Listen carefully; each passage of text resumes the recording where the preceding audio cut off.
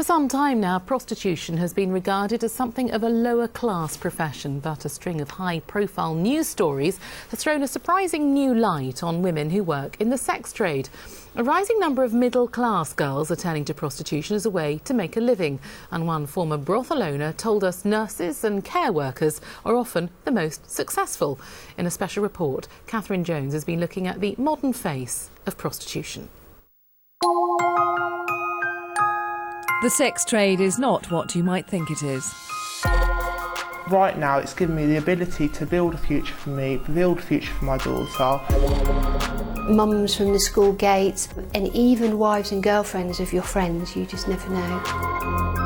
Drug addiction, street walking and people trafficking are only part of the story. You have a real good time, you have some really good laughs. A lot of the guys you go and see, they're actually really nice, just average guys. People you sit there down the pub with and have a drink with. Recent headlines have highlighted how so-called well-brought-up girls are selling their bodies. A study found a quarter of lap dancers have degrees. Should we be surprised by this? Daisy keeps her prostitution secret, so we've hidden her identity. She started when she lost her office management job and needed money to support her daughter. I don't drink, I don't do drugs, don't drink. I'm a good girl. At the end of the day, I do everything to provide for my daughter. I've got friends out there who do this job to pay for their university fees. They don't want to get stuck with the debt. It's just a way of earning money. Madam Becky ran brothels for 20 years and says male clients want someone they can connect with, so women from respectable backgrounds succeed.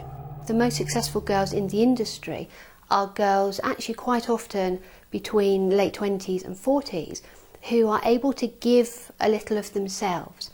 So the ladies actually who earn the most money often come from nursing or from the care professions because they're able emotionally to give something of themselves. For Zaina, modelling led on to pornography and prostitution. She decided to tell her middle-class family, and that's been tough. It definitely is hard for my family. I've got a different relationship with my mum as what I used to have. Is that one of your biggest regrets? Yeah, bonus maybe, yeah, definitely one of my biggest regrets, because I used to be so close with my mum, like dead close. But at the end of the day, I'm not killing anybody. I'm doing what I want to do. I'm happy. I've got a nice lifestyle.